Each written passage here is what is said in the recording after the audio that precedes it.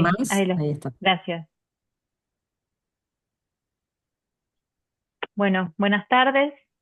Eh, Les doy la bienvenida. Yo soy Andrea Torrichela. eh, Represento a la IMEC, la Asociación Argentina para la Investigación en Historia de las Mujeres y Estudios de Género. Estamos en este primer encuentro que coorganizamos con CITRA, que le pusimos de nombre Nosotras Trabajadoras, debates y estrategias colectivas frente a la avanzada neoconservadora y el desfinanciamiento en ciencia y técnica. En nombre de la IMEC, primero les doy la bienvenida y quiero agradecerles que estemos teniendo esta posibilidad de encontrarnos. Para nosotras, como asociación, para nosotras como asociación, es muy importante que podamos generar estos espacios de discusión en un momento en el que sentimos que está faltando una voz que represente al campo de los estudios de género y de las diversidades en el escenario actual. Desde la IMEC, desde la creación de la IMEC, que es una asociación que a nivel nacional, que tiene representantes de todas las provincias, de un montón de casi todas las provincias, que es federal, desde su fundación venimos trabajando, tratando de construir estos espacios federales de encuentro y de reflexión colectiva. Se inscribe la reunión de hoy o esta serie de encuentros que les proponemos en este compromiso que tiene la asociación, generar condiciones para el diálogo entre quienes de distintos lugares, con distintas trayectorias, de distintas disciplinas, pensamos, investigamos y actuamos frente a los desafíos del presente, a los desafíos actuales. Además, valoramos muchísimo la posibilidad de organizarlo junto a CITRA, con otros espacios. En otras ocasiones también tuvimos vínculos con otras organizaciones e instituciones, y en particular ahora con CITRA, con quienes compartimos intereses, preocupaciones y perspectivas. Ahora le voy a pasar la palabra a María Inés Fernández Álvarez, que nos va a contar un poco más por qué nos parece necesario convocar este espacio en la actualidad, y después voy a contarles un poco la dinámica y presento a las participantes. Bueno, buenas tardes a todas, a todos, y ahora sí soy yo. Em, bueno, un poco me sumo a lo que decía Andrea, a la alegría de compartir y haber podido concretar esta actividad conjunta con la asociación, que surge un poco de ciertos intercambios más o menos formales entre algunas de nosotras, a partir de, digamos, de preocupaciones conjuntas como investigadoras, como docentes, como trabajadoras, digamos, del campo académico y universitario, un poco desde las trayectorias, tanto de la asociación como del CITRA, y en particular en el caso del CITRA, el vínculo con y el trabajo con organizaciones de trabajadores y trabajadoras. Es una organización que surge de esa articulación con el mundo de las organizaciones de trabajadores en torno al tiempo complejo que nos toca vivir, ¿no? Donde, como decíamos un poco en la fundamentación, términos como justicia social o la justicia en sí misma, no solamente son términos que están en discusión, digamos, sino también como tratando de ser desterrados, ¿no? Un poco como lo planteábamos, donde hay una suerte de cuestionamiento a ciertas miradas críticas, ¿no? Que en las perspectivas feministas o en los estudios de género en particular. Y en ese sentido, un punto de partida tiene que ver con una articulación, ¿no? Que tiene que ver, por un lado, con el deterioro de nuestras condiciones de trabajo, ¿no?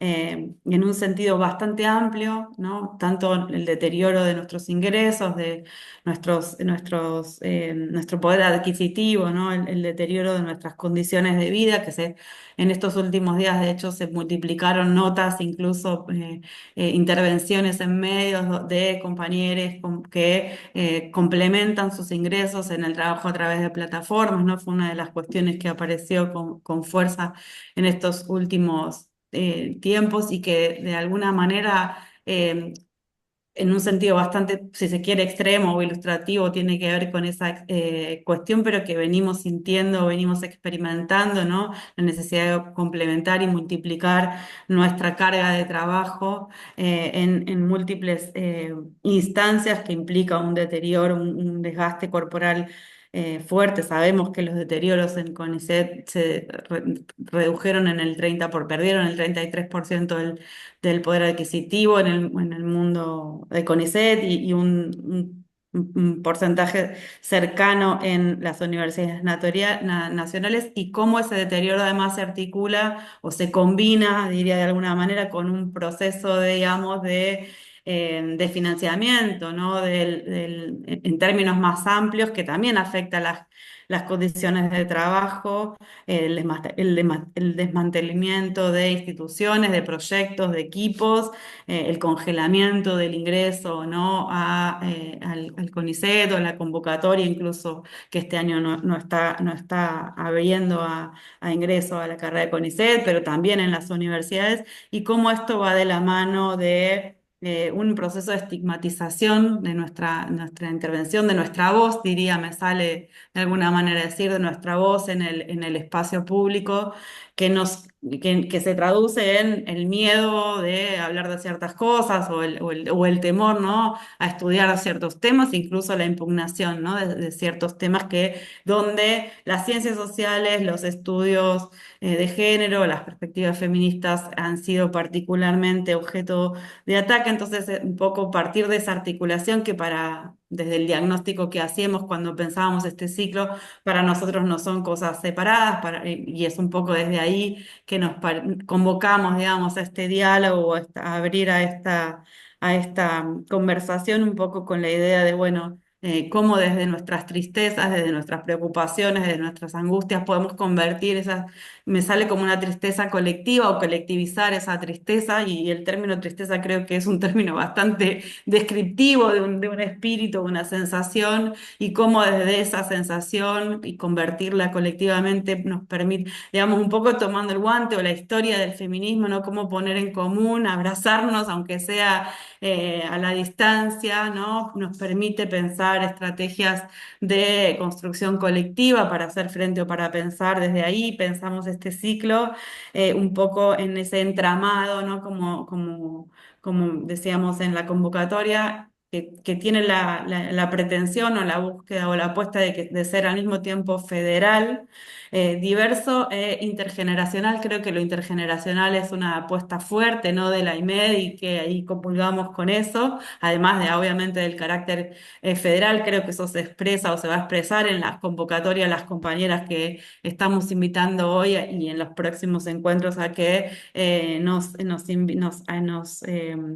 abran un poco el debate. Un poco la idea del ciclo tiene que ver con esto, tener un espacio disparador en la voz de, en este caso, tres compañeras a las que le propusimos una serie de preguntas. Voy a pasarle ahora la palabra a Andrea para que haga un poco la dinámica, pero un poco la idea es poder discutir juntas, reflexionar juntas, compartir esta situación que estamos viendo, en vistas a pensar una agenda de intervención, de acción, de estrategias, digamos, no solamente catárticas, sino pensar hacia dónde podemos ir. No sé si me olvidó algo, pero bueno, y agradecer a la asociación. Para nosotros, como centro chiquitito que somos, muy chiquitito, es realmente estamos muy contentas, digamos, de poder iniciar este ciclo, que esperemos que sea largo, junto a la asociación, que, bueno, que nos da como mucho orgullo y mucha alegría. Gracias, Marínez. Sí, para la IMIC también nos da mucho gusto hacer generar este espacio de trabajo conjunto. Bueno, y para eso pensamos que la dinámica era convocar algunas eh, oradoras, presentadoras, que armaran una breves presentaciones que sean disparadores para una conversación posterior entre quienes estábamos participando. Así que primero eh, van a hablar nuestras invitadas, a quienes agradecemos que hayan aceptado participar y que estén acá, que son Florencia Trentini, Yamil Sokolowski y Marisa Sensabela. Vamos a comenzar con la presentación de Florencia, después Marisa y en último lugar Yamile, si, si les parece. Las presento a las tres, primero así, y bueno, y después vamos a dar lugar a una conversación, así que si tienen comentarios, preguntas o quieren decir algo más, lo vamos a tener esa posibilidad y también pensamos que tenga una duración de hasta 2 horas, pero bueno, sabemos que mantener la atención ya no somos las de antes, las de la pandemia, que podíamos sostener tanto tiempo. Está siendo grabada la actividad, después la vamos a compartir por la cuenta de Zoom de, de YouTube de la asociación y de Citra, no sé, eso todavía no lo arreglamos. Bueno, Florencia Trentini es doctora en Ciencias Antropológicas de la UBA, investigadora del CONICET. Integra el CITD y es de la UNC y es docente de la UBA, de la Universidad de Quilmes y otras universidades.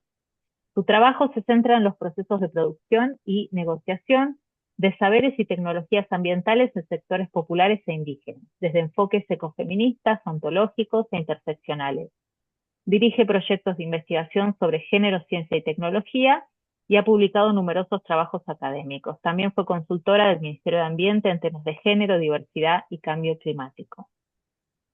Marisa Sensabela es doctora en Letras Modernas, lingüista, investigadora independiente del CONICET en el CCT Nordeste. Especialista en lenguas indígenas y variación lingüística en el norte argentino, dirige el Núcleo de Estudios en Lenguas Minoritarias Americanas, es profesora titular de Lingüística 3 y fue directora del doctorado en Letras de la Facultad de Humanidades de la Universidad Nacional del Nordeste. Fue directora del CCT CONICET Nordeste y directora nacional del Fondo para la Investigación Científica y Tecnológica, el FONCIT. Yamil Sokolowski es profesora de Filosofía Política en la Universidad Nacional de La Plata, es directora del Instituto de Estudios y Capacitación y secretaria de Relaciones Internacionales de la Mesa Ejecutiva de CONADU. También es secretaria de Género y Diversidad de la CTA de los Trabajadores. Así que nuevamente les agradezco y te paso la palabra, Florencia. Hola, buenas tardes. ¿Se escucha bien? Bueno, en primer lugar, muchas gracias por la invitación a la IMEC y al CITRA. La verdad que celebro este espacio porque recién decíamos, bueno, que la virtualidad ya nos había quedado lejos, pero es la posibilidad como de juntarnos y encontrarnos también en clave federal, como decían al inicio, así que me parece sumamente importante y también me parece importante el nombre del ciclo, ¿no? Esto de nosotras trabajadoras, creo que tiene como una fuerza importante para pensar cuestiones que recién traían Andrea y María Inés. Yo ahí, bueno, mandaron las preguntas disparadoras y me propuse pensarlas en forma no tan negativa. Quiero spoilear que no sé si lo logré tanto, pero me parecía que, bueno, que estaba bueno como poder pensar estos espacios en clave más de pensar juntos y me parece muy bien lo de colectivizar la tristeza, pero bueno, creo que la estamos colectivizando mucho en muchos lugares y me parece importante hacer el ejercicio como de tratar al menos de que la intervención no vaya tan abajo. No sé si lo logré igual, porque la realidad no colabora. Ahí un poco María decía recién en números y como listando, ¿no? Estas cuestiones que venimos viendo en los medios y que escuchamos, ¿no? Esto del cientificidio en tanto un gran plan coordinado para terminar con la ciencia y la tecnología en el país. Y me parecía importante, digamos, cuando pensaba el encuentro de hoy, que en realidad esos números nosotros los vivimos todos los días en experiencias de vida, digo, ¿no? Supongo que debe pasar en todos los institutos de investigación, que lo que sucede en el que yo trabajo, que es que becarios que están terminando sus doctorados tienen una total incertidumbre del futuro, digamos, y para mí la incertidumbre y la duda a veces tiene cosas positivas, en este caso me parece un horror, digamos, ¿no? Porque hay experiencias y trayectorias de vida que quedan truncas al menos en eso que prevían de mínima con una beca de finalización de su doctorado, ¿no? Eso de mínima.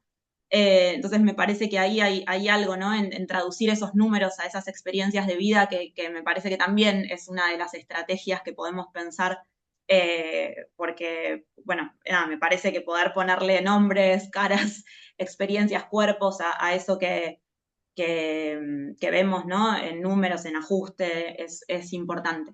Y es también el desarme de proyectos de investigación colectivos, ¿no? Como digo, si uno no puede tener becarios, no puede seguir con lo que se está proyectando, y hay veces que parece ser algo individual, pero, o pequeño de ese grupo de estudio, pero en realidad lo que se está limitando es la posibilidad de desarrollo de líneas científicas y tecnológicas para el país, ¿no? Por eso todo que lo que venimos repitiendo de que hay un riesgo de la soberanía puesto, ¿no? En el riesgo de nuestros puestos de trabajo, que es muy difícil de traducir, pero que está bueno que lo podamos como poner en palabras, porque me parece que hay quienes elegimos hacer ciencia e investigación, lo que estamos tratando en general es poder como cambiar un poco el mundo desde nuestro trabajo, ¿no? No quiere decir que todos quienes elegimos este camino vamos por ahí, pero digo, cuando hablamos de la ciencia al servicio del pueblo, va por ahí. Y justamente, bueno, ciencia, pueblo, es lo que está puesto en cuestión en este momento.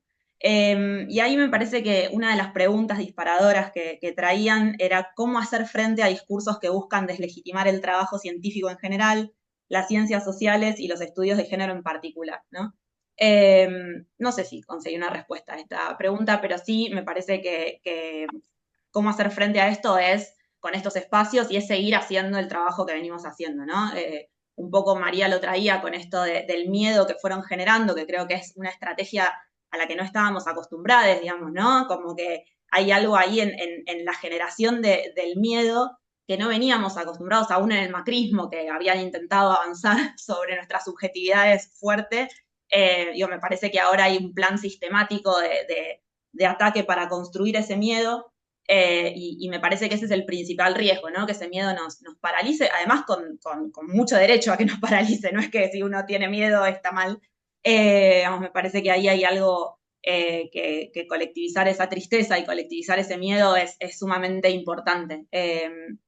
Y creo que la respuesta por ahí a esta pregunta tiene mucho que ver con pensar en ese plan que hay enfrente, ¿no? Digo, si claramente la ciencia y la tecnología y los feminismos son enemigos casi número uno junto con el ambientalismo, ¿no? O sea, como bueno, si ahí está apuntando los cañones, el modelo, es porque tenemos algo para aportar claramente a resistirlo.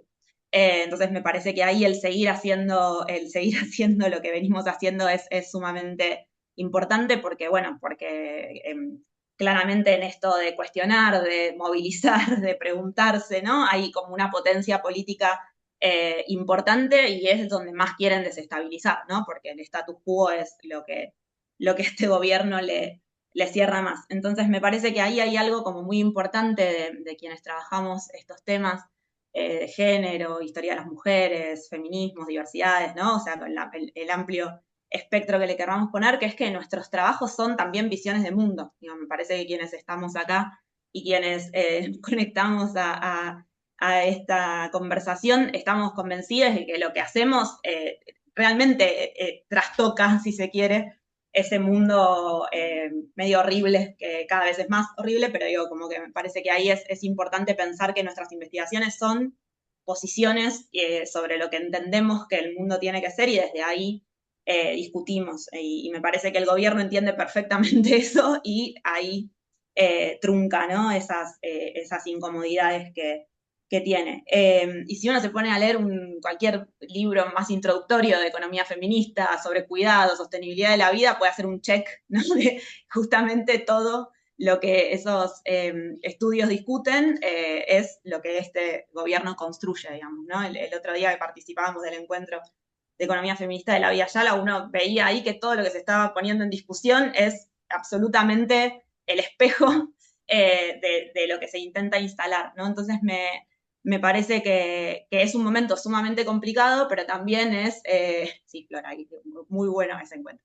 Es un momento sumamente complicado, pero también es un momento de muchas posibilidades, porque creo que no solo no solo a nivel de nuestro país, que por ahí es lo que nosotras más vemos, atravesamos, vivimos, pero digo, a nivel mundial, con Trump a la cabeza de la dominación del mundo, es un modelo que se trata de instalar. y entonces me parece que también en un momento como de crisis civilizatoria, lo que hay también es una apertura a pensar posibilidades y alternativas, ¿no? Y creo que ahí es donde tenemos que creer fuertemente que lo que hacemos tiene una potencia transformadora frente a eso que nos intentan como imponer, ¿no? Entonces, claramente la frustración, el miedo, la tristeza es más que habilitado, pero digo, ¿cómo hacemos para que eso no se vuelva una inacción?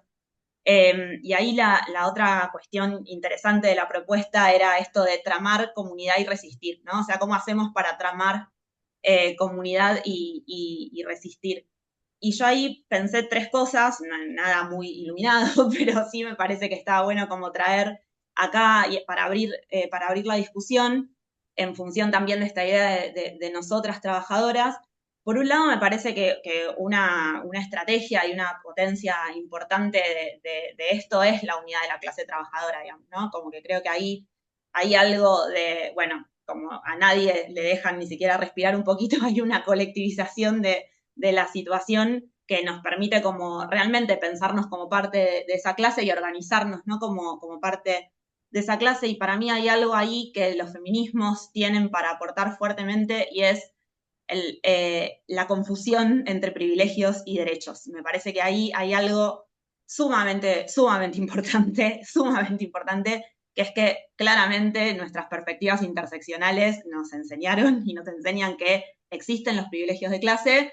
Luego, no es un privilegio cobrar un sueldo a fin de mes, no es un privilegio tener un recibo de sueldo, no es un privilegio tener una obra social, y es absolutamente necesario que desde los feminismos podamos discutir que esos son derechos ganados, conquistados, y que tenemos que poder defenderlos. Creo que ahí hay algo, una potencia muy fuerte, sin negar que hay gente que la pasa muchísimo peor que yo en este caso, no estoy negando eso. Digo, me parece que ahí es sumamente importante lo que podamos aportar desde nuestras líneas de investigación, porque cada vez que te corren un poquito más la cancha, parece que comer se vuelve un privilegio, ¿no? Y me parece que ahí hay algo como sumamente importante a trabajar, a tramar colectivamente, a discutir y a resistir. Creo que eso es algo que podemos aportar.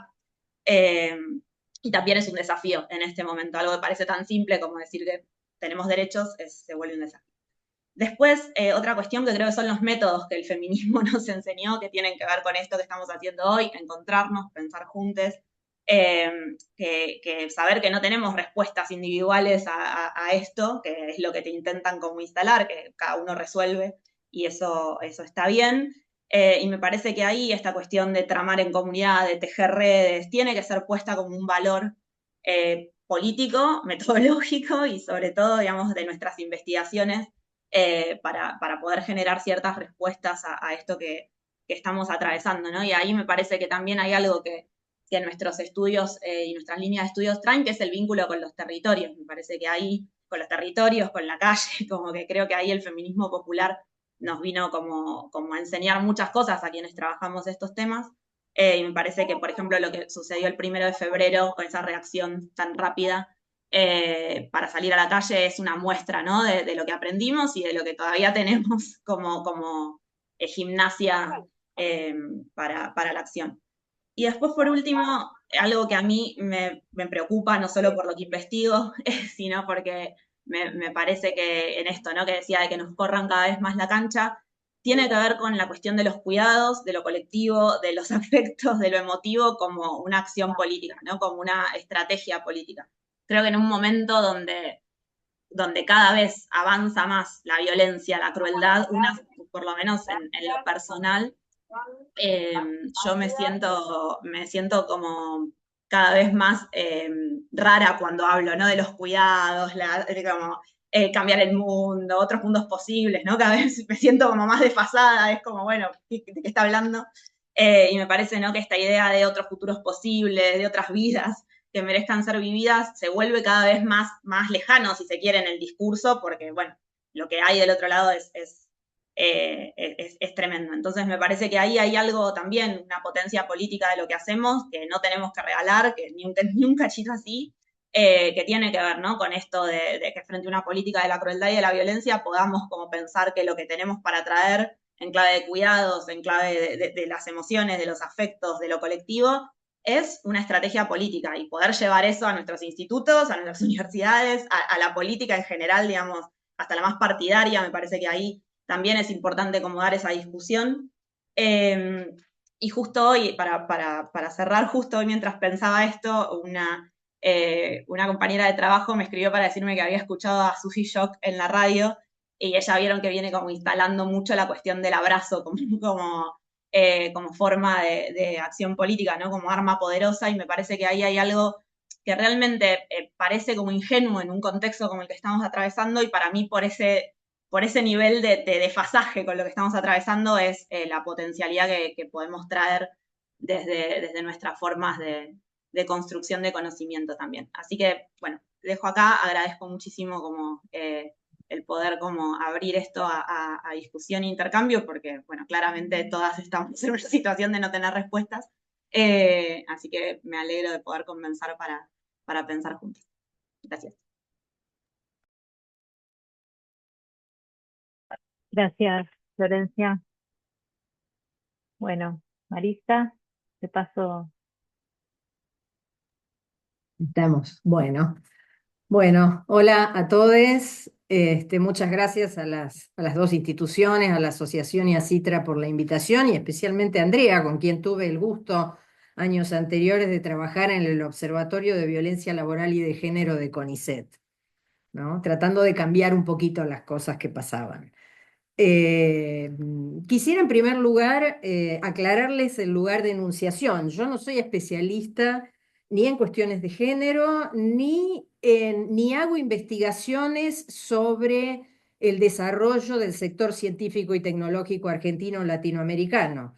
Pero ya hace muchos años que me he involucrado en la gestión, ¿no es cierto?, en el instituto donde he trabajado, después en el CCT, después la experiencia maravillosa que tuve en agencia, primero en el directorio de la agencia IDI y después como directora del FONSIT durante un año y medio. Entonces es desde ese lugar y desde un lugar mucho más procedimental. Yo soy lingüista, entonces yo segmento morfemas, ¿no? O vengo haciendo eso desde hace 25 años, entonces tengo una cuestión de que quiero saber, quiero tratar de saber qué es lo que voy a hacer, ¿no? Y planificar la cosa chiquita, la tarea cotidiana. Para mí es muy importante esa praxis. Entonces, desde ese lugar y con todas seguramente algunos dislates que voy a decir ahora y algunas relaciones que parecen medio alocadas, bueno, sepan disculparme.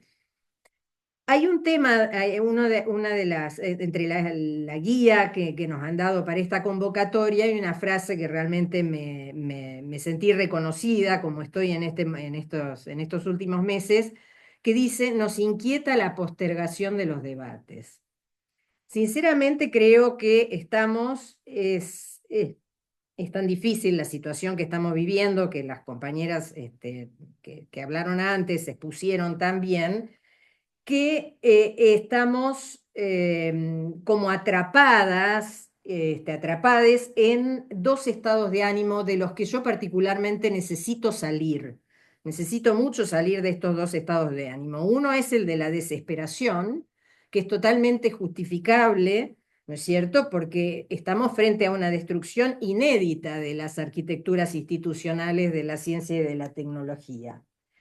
Y dada la experiencia que tuve con los primeros funcionarios del área, ¿no es cierto?, que tuve el disgusto de tener que trabajar varios meses hasta que me despidieron, y ya muy prontito yo me iba a ir también porque no se podía sostener la situación.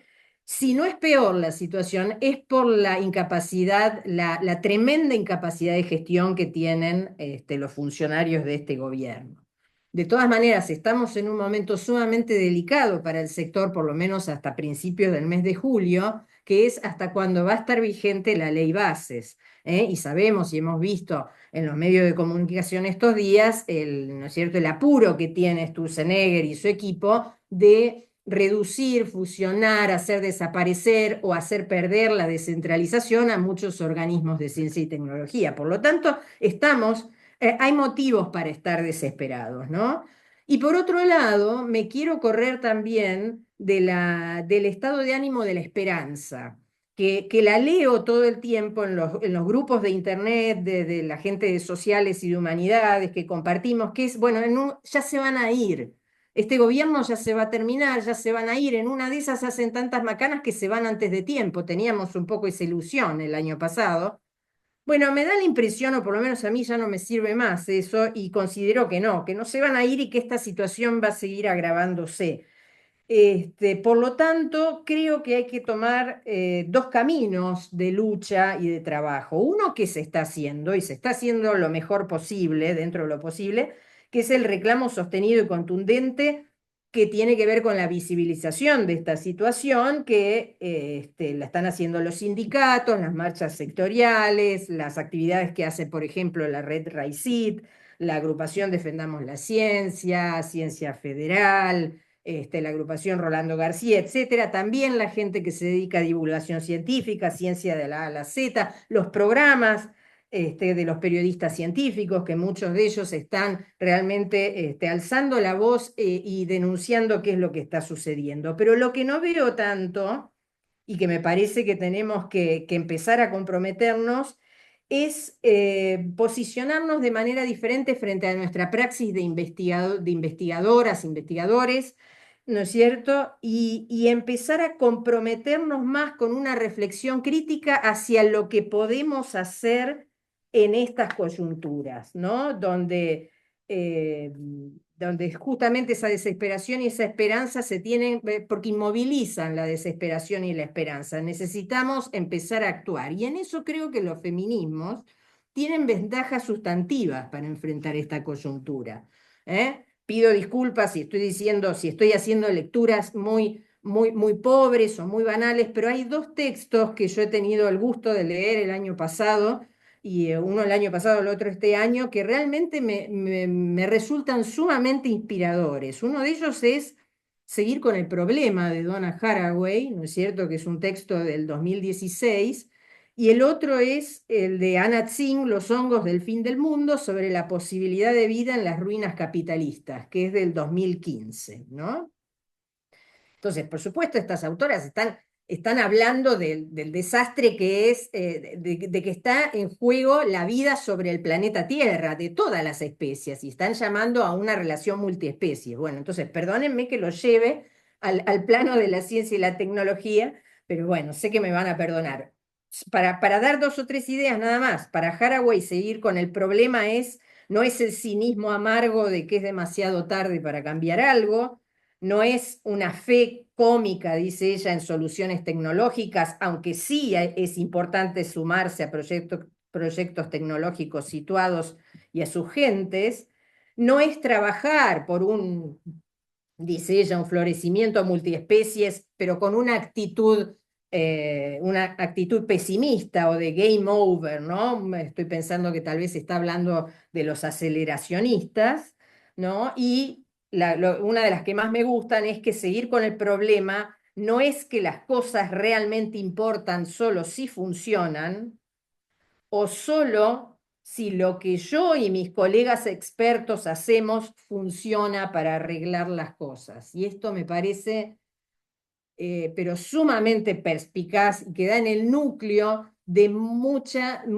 inmovilidad, mucho inmovilismo que vemos cuando las cosas no salen como pensamos que tienen que salir, ¿no? Y la decepción que nos da. ¿Cómo trata la urgencia?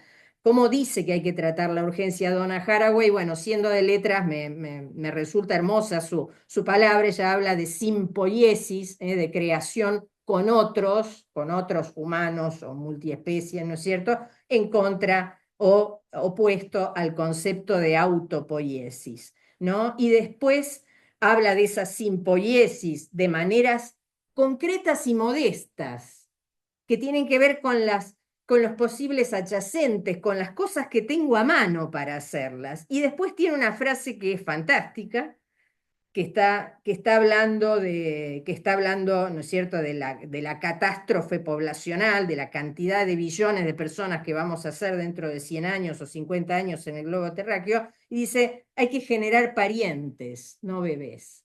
Y aunque a ustedes les parezca mentira, esto a mí me está inspirando para pensar ciertas cosas, mucho más sencillas, pero bueno, que quizás tengan algún valor en este momento. Por otro lado, el libro de Zing, ¿no es cierto?, nos habla de la supervivencia colaborativa en tiempos precarios, ¿no es cierto?, y de encontrar de encontrar una coexistencia y una posibilidad de vida sin armonía, pero tampoco sin conquistas, ¿no? Y nos previene mucho de abandonar las narrativas y los relatos asociados al progreso, que están siempre muy presentes en el ámbito de la ciencia y la tecnología. Tal vez no dentro de los estudios de género, tal vez no dentro de las áreas de las ciencias sociales y humanas, pero por supuesto que en las otras grandes áreas del conocimiento todo eso es lo hegemónico, esos discursos son los hegemónicos. Entonces vayamos ahora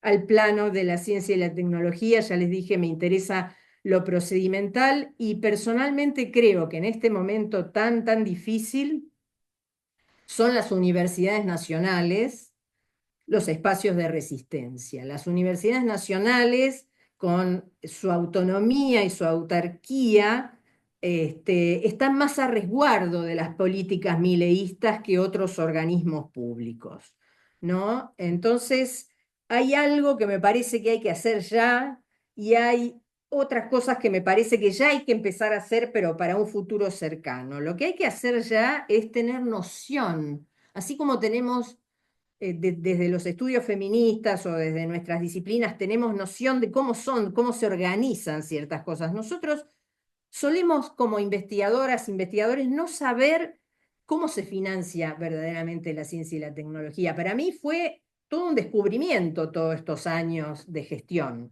porque siempre hay planos superiores en los que la toma de decisiones se da por digamos, por criterios que por ahí en un primer momento se desconocían totalmente, ¿no es cierto? Entonces, recordemos que las universidades, todas las universidades tienen sus presupuestos, el 90% de sus presupuestos está dedicado a salarios, que sean para dedicaciones simples o para dedicaciones exclusivas o semi-exclusivas que hagan investigación, pero es solo salario, va al bolsillo de los y las trabajadoras, ¿no es cierto? Y después hay un 10% para funcionamiento. De ese 10% de funcionamiento, solamente el 2% se dedica a la función ciencia y técnica, pero ojo, de ese 2%, entre un 30% y un 50%, depende de las universidades, está dedicado anualmente al mantenimiento de los equipos con los que se hacen investigaciones.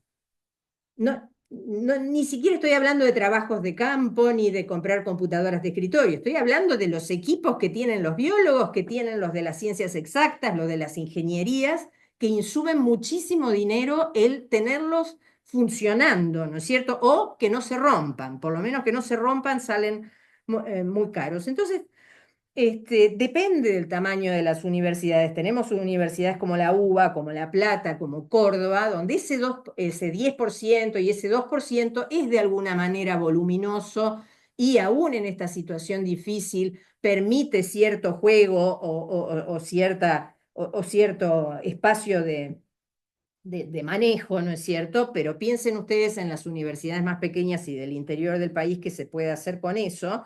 Hay universidades que en este momento no están pudiendo dar más de 50 millones o de 70 millones de pesos anuales a proyectos, a becas, a algún tipo de sostenimiento con algún concurso. Y estamos hablando de menos de $100.000 anuales. Ustedes piensen que en los momentos en los que los PICTs para un proyecto, equipo de trabajo por año se daban alrededor de $10.000 por año, ¿no es cierto? Entonces, después había que ejecutar eso rápido, siempre había contextos inflacionarios, el dinero siempre parecía que no alcanzaba, pero fíjense de las cifras que estamos hablando, ¿no? Son prácticamente irrisorias, ¿no? Entonces, y recordemos también, no me quiero olvidar de decir de esto, que por qué es tan pequeño ese porcentaje de financiamiento de la función ciencia y técnica en las universidades. Y bueno, porque en los últimos 10 años otros dos organismos fueron asumiendo cada vez más el sostenimiento del sector, que son, por un lado, el CONICET, para todo lo que tiene que ver con la selección de los investigadores y su evaluación permanente, y en cuanto a los proyectos científicos, no hay duda que la agencia.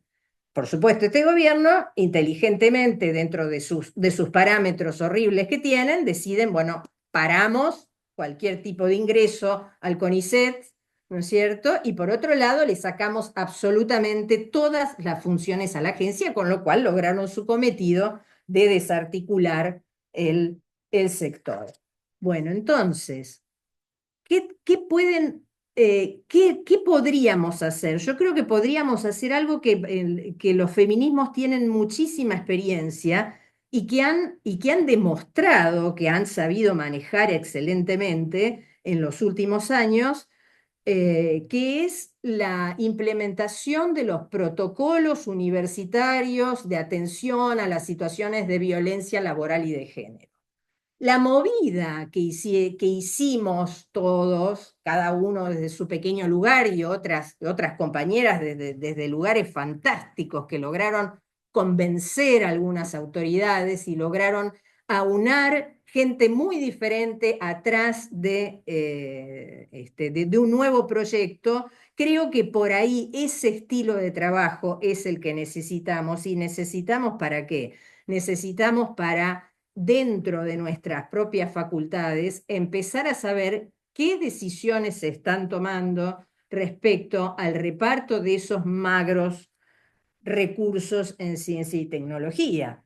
Porque hay una duda, ¿no es cierto? Hay un debate que hay que dar, ¿no es cierto? ¿Qué hacemos? ¿Seguimos todos mal e igual con dineros que son insuficientes y con estipendios de becas que son realmente simbólicos, sumidas en la desesperación y en la esperanza, esperando que esto se termine? ¿O podemos tramar redes y pensar de manera diferente otro tipo de planificación, de contención y de proyecciones para cuidar esas capacidades existentes de investigación y sobrevivir entre todos nosotros sin conquistas, y sobrevivir haciendo parientes con los que están al lado y son diferentes, y no haciendo bebés, que es pretendiendo reproducirnos como grupos de investigación, como nos reproducíamos cuando el sector estaba muy bien financiado? No es cuestión de cuánto dinero hay, sabemos que es prácticamente nada y que es insuficiente, sino cómo lo utilizamos y bajo qué lógicas, si van a ser las de las competencias del más apto o las de la meritocracia, que tanto hemos aprendido en nuestro sector científico y tecnológico, o vamos a implementar una lógica de la red de cuidados y de la sobrevivencia. ¿Mm? Un paréntesis que no lo voy a desarrollar: hay que tener bastantes capacidades de gestión para esto, pero desde los espacios feministas eso está. No está en otros espacios, pero eso está. Y para pasado mañana, yo creo que el nivel de devastación es tan grande que en la reconstrucción no vamos a poder reconstruir lo que estaba, ¿no? Y yo creo que las universidades nacionales tienen que recuperar un espacio de financiamiento basal de la ciencia y la tecnología. ¿Qué es el financiamiento basal? Es permitir esos cuidados y es permitir esa mínima reproducción, ¿sí? Y repartirla de manera bastante más democrática. Yo creo que al final, haber concentrado en CONICET y en agencia esa función basal, de sostenimiento basal de la ciencia y la tecnología, debilitó esa función en las universidades, y en este momento, ¿no es cierto?, con estos gobernantes que atacaron justamente estos dos organismos, ¿no es cierto?, lograron desarmar el sector. Entonces tenemos que pensar cómo recuperar eso, y creo que son debates que, si no los damos, que tenemos que dar esos debates, y lograr microintervenciones modestas pero posibles. Si no hacemos eso, el sistema se va a volver a estructurar apenas pueda, con los mismos privilegios y las mismas desigualdades que ya conocíamos hasta hace poco. Bueno, estas eran las ideas que quería compartir. Gracias. Gracias, Marisa. Em, bueno, Yamil, ¿lo haces con cámara? Sí, que decías que tenía, A ver, ah, ¿ustedes me escuchan bien? sí, Mm. Bueno, bueno, estaba diciendo que tengo problemas de conexión, así que Andrea, te voy a estar mirando. Si me haces bueno, gesto de que dale. entonces apago para ver si puedo continuar. Bueno, es una alegría, un gusto poder estar compartiendo esta conversación y tan necesaria y tan oportuna, ¿no? Como esta clase de encuentros que nosotras podemos tener. Me está pasando un poco lo que le pasa a la que habla al final, y es que algunas cosas que tenía pensadas, enhorabuena, están ahora totalmente atravesadas por las presentaciones de Florencia y de Marisa, que me parecieron sumamente interesantes y donde plantearon algunas cuestiones que son claves, ¿no? Bueno, para pensar este momento y para pensar qué hacemos, ¿no? Yo también, revisando ahí las preguntas orientadoras que nos habían enviado, un poco las ordené en esos términos, ¿no? Un poco qué está pasando y qué pensamos que deberíamos hacer. Pero lo pensé fundamentalmente desde la universidad, pero no estrictamente desde la universidad, em, sino tratando de pensar un poco, bueno, en qué contexto se está produciendo esta situación de hostigamiento, de ataque, asedio a la universidad, al sistema científico-tecnológico, pero también al sistema educativo, al mundo cultural en nuestro país. Lo que está pasando en la universidad lo tenemos claro, bueno, también lo anticipaban las compañeras y todas lo sabemos perfectamente, ¿no?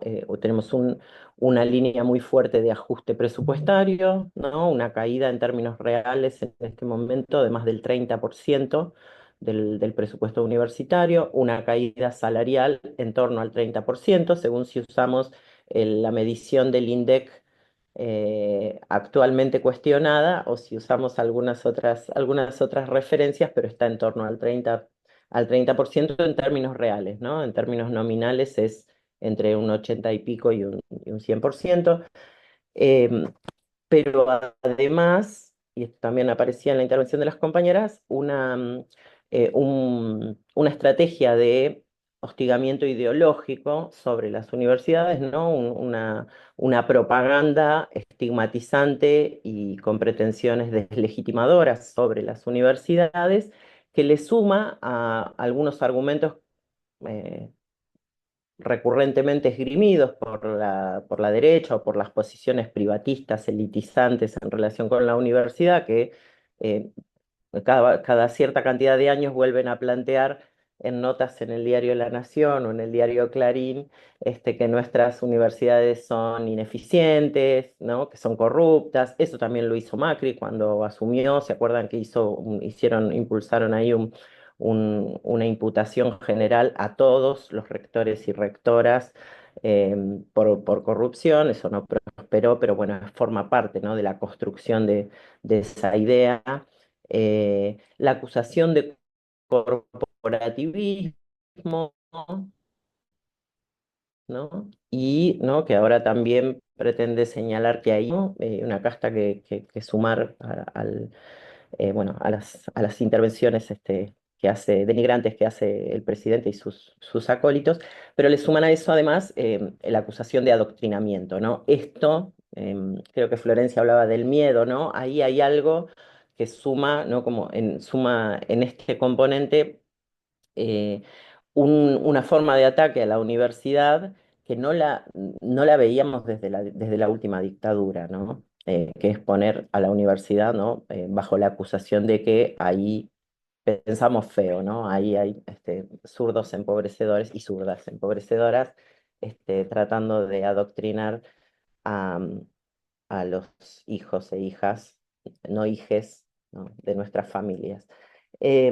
Pero me parece que es importante pensar, bueno, cómo eso acontece en el marco general de lo que representa, digamos, del proyecto político que representa hoy el gobierno de Milei y que acompañan más o menos alegremente otros sectores de la política y de la sociedad Argentina, ¿no? Para decir, no es solo Milei lo hizo posible, pero que se trata fundamentalmente de un proyecto, bueno, con las compañeras de la CTA al comienzo de este periodo de gobierno, lo calificamos como un proyecto oligárquico patriarcal, que por supuesto no es la única categoría que cabría usar y seguramente podemos estar también mucho tiempo discutiendo, bueno, si es fascismo, si es una extrema derecha, si es un neoconservadurismo, ¿no? O cómo lo denominamos, pero efectivamente tiene claramente un componente oligárquico y patriarcal. Y que se propone fundamentalmente, por supuesto, facilitar la aceleración de un proceso de acumulación del capital en la clave en la que hoy el proceso capitalista es hegemonizado por el sector financiero, em, pero que además conlleva un proyecto de reconfiguración radical de las relaciones sociales en nuestro país, una reconfiguración del orden social sobre la clave de una desigualdad que se pretende irreversible, se pretende volver irreversible.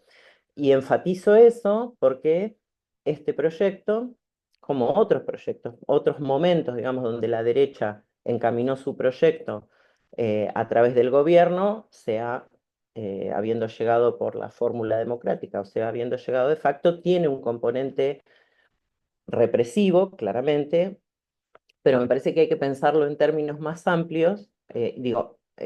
Como en esos momentos, ese componente no es accesorio, es consustancial al proyecto, es absolutamente imprescindible para hacer avanzar ese proyecto, insisto, para hacer irreversible ese orden centrado en una profunda desigualdad social. Em, pero,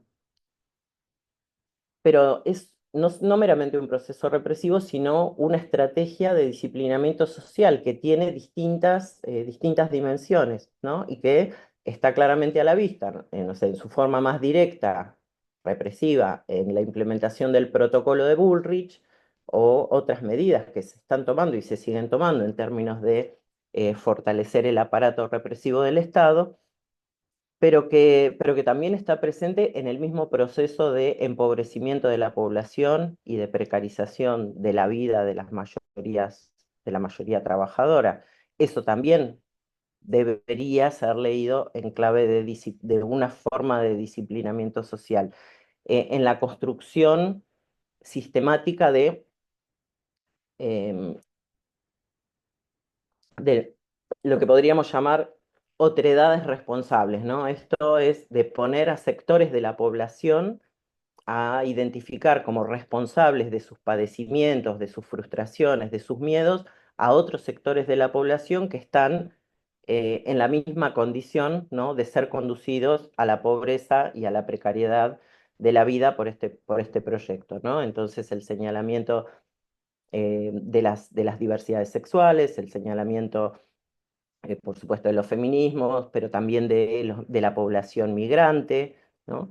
Em, y el ataque a la organización colectiva, a las distintas formas de organización colectiva, el ataque a los feminismos también forma parte de ese proceso de disciplinamiento social, y el ataque a la universidad, a la ciencia, a la tecnología, a la educación, la cultura, también es parte de ese ejercicio de disciplinamiento social. Entonces, cuando pensamos en ese marco, ¿qué está pasando particularmente en las universidades? Me parece que hay que poder ver cómo, por un lado, el ajuste presupuestario y salarial sobre las universidades eh, implica la generación de condiciones para hacer avanzar un proceso de mercantilización y privatización en la universidad, que es un enorme negocio a nivel global, ¿no?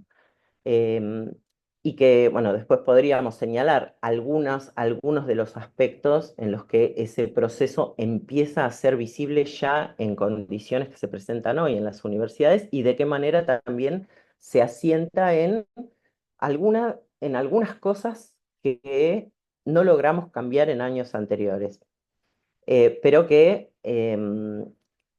en términos generales me parece que hay que tener presente que el ajuste presupuestario siempre funcionó como una herramienta extorsiva para que las instituciones universitarias, a pesar de su autonomía, a pesar de su autarquía, se autoinflijan reformas regresivas, reformas pro mercado, reformas privatizadoras. Eso ya pasó claramente en la década del 90 y está pasando ahora también y podría ser claramente mucho peor y, como decimos, si no logramos interferir ese proceso, podría hacer que nuestras universidades en poco tiempo se conviertan en algo muy diferente de lo que son, pero muchísimo más diferente de lo que queremos que sean. Al mismo tiempo que se pretende generar un espacio de mercado en nuestras universidades, también eso tiene, como tiene su costado político, eso implica al mismo tiempo eh, anular la capacidad soberana de producción de conocimientos socialmente relevantes, de producción de pensamiento crítico, pero también despolitizar, también destruir un espacio que es un espacio de politización ciudadana, eh, y ahí no es la acusación del adoctrinamiento, bueno, eso que ocurre en las universidades públicas, tan particularmente en las universidades públicas en Argentina, y romper los lazos de la universidad, los lazos dentro de la universidad y los lazos de la universidad con el conjunto de nuestro pueblo.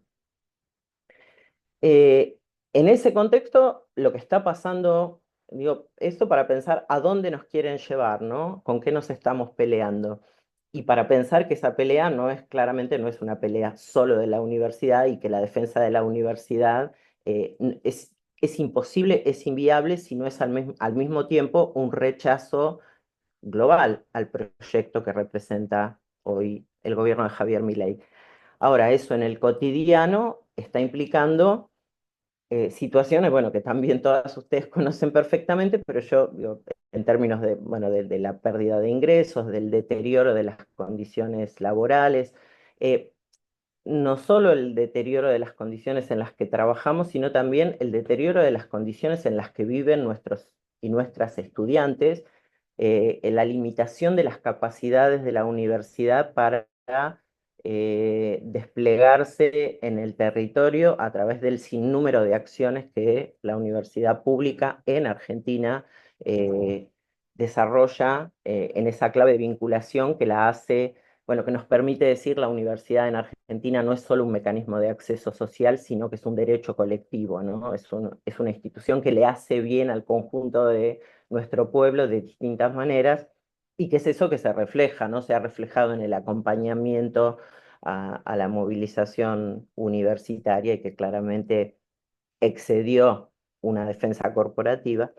Pero que también hay situaciones que están pasando que no deberíamos naturalizar, y es que, por ejemplo, empieza a aparecer con una cierta notoriedad o con mayor notoriedad la situación de docentes que dejan de trabajar en las universidades, ¿no? Que se van afuera, que se van a otras actividades y demás.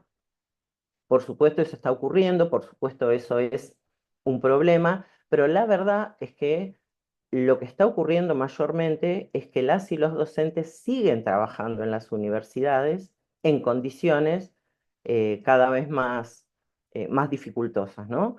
Y esa es la situación que no deberíamos naturalizar ni invisibilizar. Creo que ahí sigue discurriendo la crisis y ahí, en esas condiciones, además es donde deberíamos mirar a ver qué está pasando en perspectiva de género. No me voy a extender en esto, también porque creo que todas las conocemos y podemos charlar mucho más, pero como podríamos decir en la universidad, como venimos diciendo en general en el mundo del trabajo, contra lo que dice el gobierno y contra lo que dice mucha gente más cercana a nosotras, la brecha de género existe.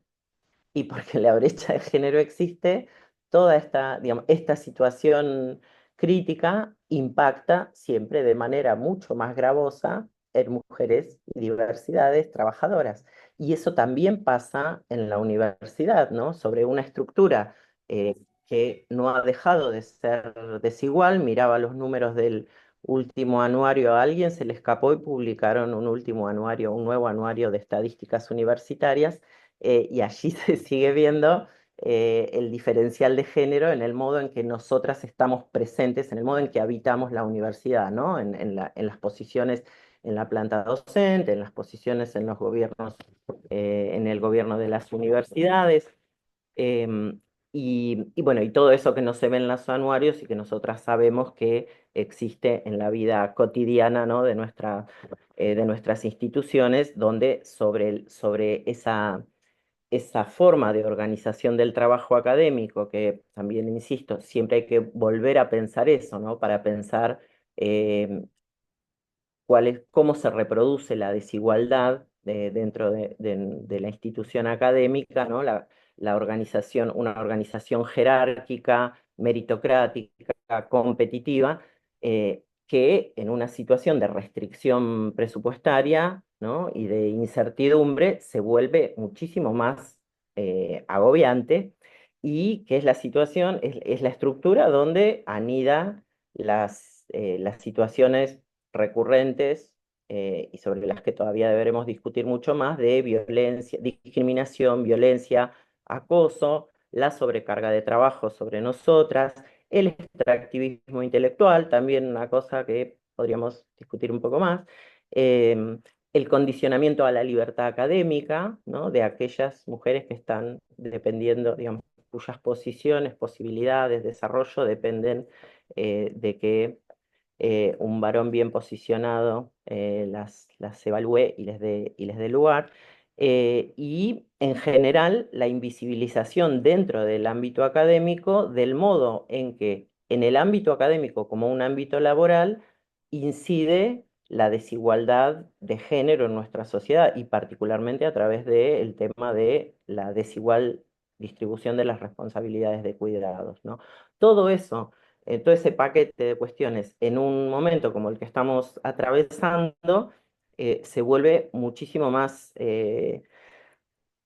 grave, en un momento donde además a esto hay que sumarle situaciones muy preocupantes y que aparecen en todas las conversaciones sobre qué nos está pasando, que es el tema de los problemas de salud mental, los nuestros y los de nuestro estudiantado y y compañeros y compañeros de trabajo y de esta sociedad en general. eh, una situación donde además muchas veces en las instituciones hay respuestas a la crisis que son respuestas precarizadoras, ¿no? Entonces resolvemos la crisis usando un Zoom para dar clase. em, por supuesto, es una respuesta entendible, comprensible, ¿no? Ahora, estamos respondiendo a esta crisis como si estuviéramos en pandemia.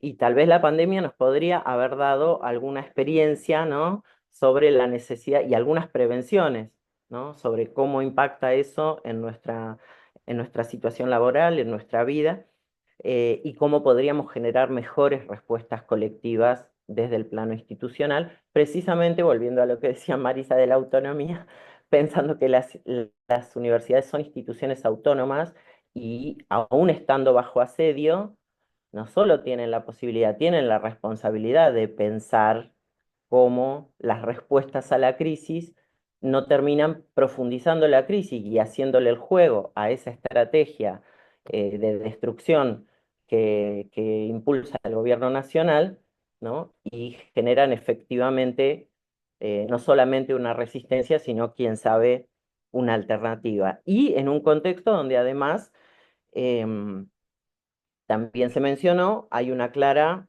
hostilidad hacia las demandas construida, ¿no? E incentivada hacia las demandas de igualdad de género, el reconocimiento de la diversidad y a quienes la encarnamos, y también una cierta retracción, que me parece que es otra cosa que hay que poner en la conversación, que esa idea de que bueno, las compañeras la sintetizan ¿no? con la, la acusación de que nos pasamos no sé cuántos pueblos, ¿no? Y toda esa cosa, que básicamente consiste en responsabilizarnos a nosotras de la respuesta reaccionaria, ¿no? Y de cierta legitimación de esa respuesta reaccionaria. Entonces, nos encontramos en un contexto sumamente difícil donde, de todos modos, tenemos que dar respuestas o no, o precisamente por eso tenemos que hacerlo. Voy a tratar de mencionar solamente algunas ideas al respecto, porque creo que es parte de lo que todas aquí y en un montón de espacios estamos tratando de pensar. Em, en primer lugar, la respuesta no puede ser una respuesta meramente defensiva, porque creo que Marisa hablaba también, ¿no? De alternativas, de construir alternativas.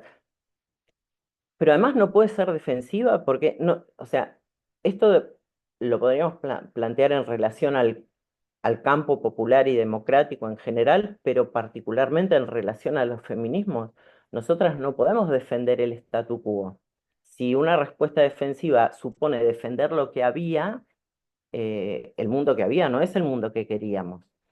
Eh, por eso parece que nos pasamos 4 o 5 pueblos, ¿no? Pero bueno, en realidad eso que estábamos denunciando y que estábamos advirtiendo es totalmente legítimo y es necesario seguir sosteniéndolo porque nosotras estábamos diciendo que la democracia que teníamos no era suficientemente democrática, porque no había igualdad.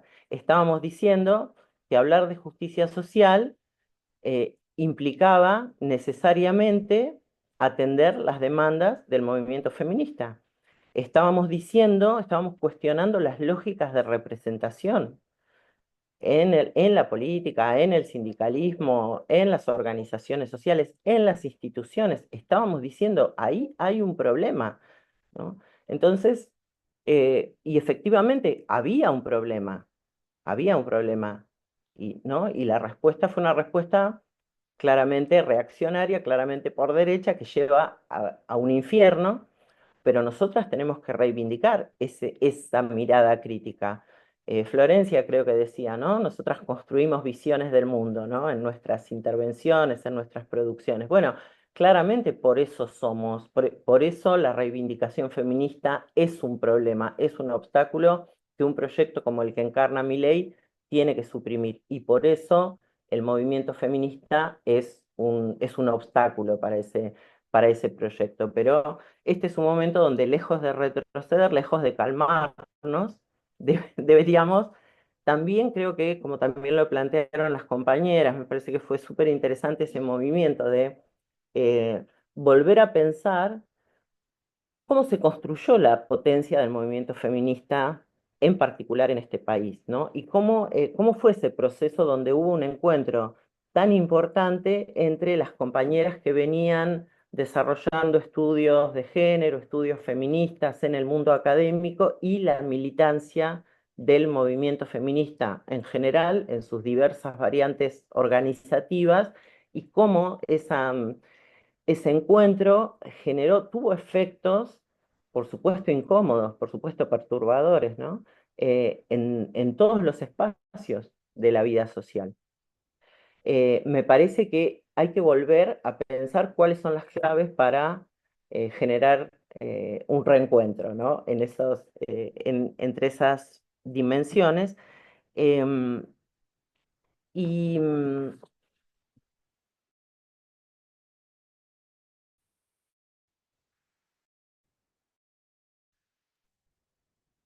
Ahí sí, se quedó. y pensar que también en ese proceso, las demás- ¿me escuchan? Ahora sí, te habías quedado un segundo congelada. Eh, ya terminó, pero no solamente que planteamos la deuda de la democracia, ¿no? O digamos, una mirada clara sobre las deudas de la democracia, sino también, y este conjunto de cuestiones que venía planteando, sino también aportes fundamentales para pensar problemas urgentes, como por ejemplo, lo planteaba Florencia, el tema de la unidad de la clase trabajadora. Eh, es desde el movimiento feminista que surgió con muchísima claridad el planteo de la necesidad de repensar cómo es efectivamente la clase trabajadora hoy. porque cuando nosotras decimos que nosotras estamos sobre representadas en el mundo del trabajo informal, que el mundo del trabajo informal en Argentina es el 50% o más del 50% de la clase trabajadora, que además hay un trabajo que hacemos que no está ni registrado, ni remunerado, ni reconocido, ¿no? Y que entonces el mundo del trabajo es mucho más grande y mucho más complejo que eso que llamaban mercado de trabajo. Y que el trabajo que hacemos tiene un valor fundamental, que no es el valor del mercado, sino el valor del cuidado de la vida y del mejoramiento de la vida, que esa es una discusión que creo que asomó en la pandemia y que tenemos todavía que seguir volviendo a poner, eh, y que desde el movimiento feminista, reconociéndonos como trabajadoras en nuestra diversidad de condiciones, cuando dijimos trabajadoras somos todas, estábamos reunificando por una definición política eso que el capitalismo fragmenta. Me parece que esas definiciones tienen una potencia conceptual y política que también podría tener consecuencias en términos de el desarrollo de estrategias organizativas, ¿no? Que nos permitan volver a colectar esa potencia y ponerla en juego para, como decía hace un rato, no solamente para resistir este horror y esta crueldad, sino para no dejar de poner el horizonte de un mundo que estábamos demandando y que tenemos que seguir exigiendo. Bueno, lo dejo por ahí.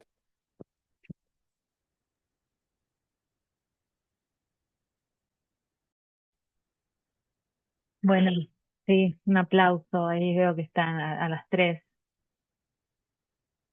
Muchas gracias. Eh,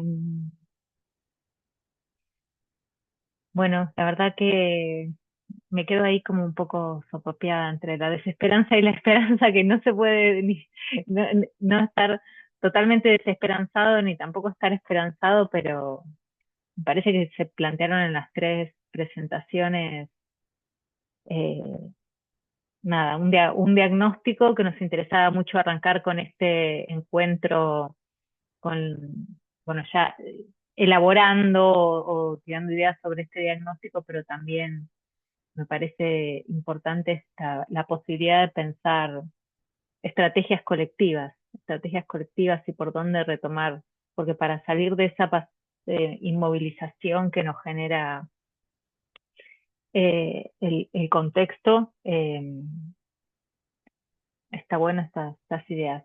Doy, si alguien quiere hacer un comentario, si no, nosotras podemos retomar. María Inés, bueno, Cecilia.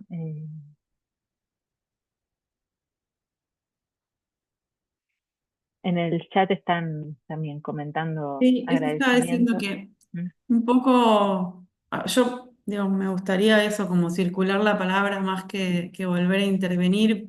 Obviamente que las tres, en principio agradecerles el tiempo y la reflexión, y quiero decir solo esto, no es fácil tampoco qué decir, o sea, creo que nos cuesta también por dónde, ¿no? En ese juego digamos, de no deprimirnos me sale, no sé, y encontrar por dónde, creo que hay ideas. A mí me gustó mucho esta cuestión de pensar lo de los protocolos, Marisa, no sé, porque me parece que no, de pensar en algo tangible, no sé cómo, pero digo, pensaba en cómo por ahí, si pudiera salir de estos encuentros alguna acción, ¿no? Alguna manera podría ser ese u otros, no sé, eso me pareció como en pensar, digamos, estrategias de trabajo conjunto, digamos, me parece que estaría bueno. Me quedo también con el término adoctrinamiento para pensar desde dónde viene la estigmatización, no solamente en relación y que tiene que ver con esto del miedo que decíamos, no solamente como la inutilidad de nuestro trabajo, sino de ir más allá y bueno, y señalar como una amenaza, ¿no? Para ciertos valores o digamos. Y lo que traía Flor de los privilegios, ¿no? De pensar que el salario, o sea, tener un salario y una obra social es un privilegio, ¿no? Que bueno, que es algo que se logró instalar, creo que no es mérito únicamente, digamos, de este gobierno, creo que eso ya estaba, ¿no? Más bien lo capitalizó y lo permitió de alguna manera. Me quedo con esas cosas, obviamente habría muchas más, pero me parece que sería por ahí eh, interesante circular la palabra y en la medida no, que lo que genere y hasta donde nos dé por lo menos un rato que tenemos pensar. Eh, pero me gusta esto de ir pensando en por dónde podríamos construir agenda, ¿no? Así que gracias por esa propuesta. No sé si es posible levantar ese guante, pero digo, me parece que ahí es donde está más difícil, ¿no? Pensar por dónde construir.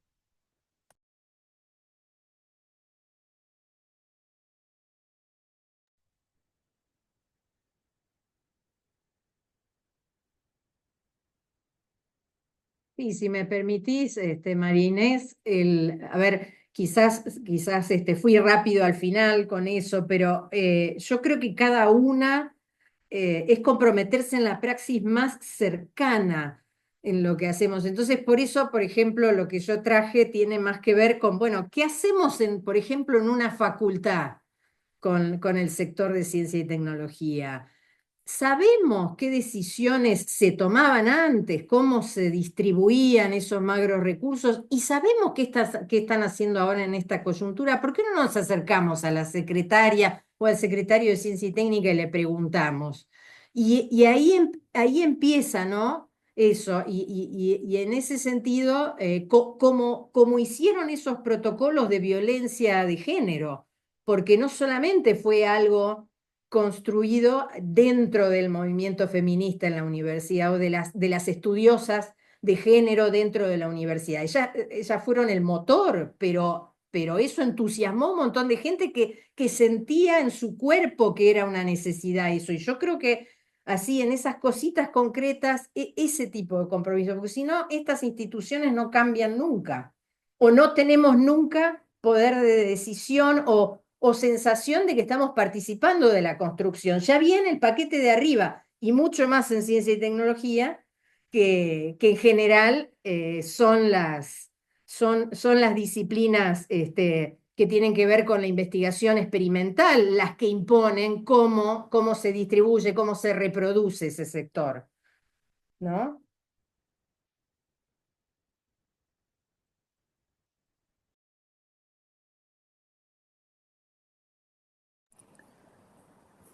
Hola a todos.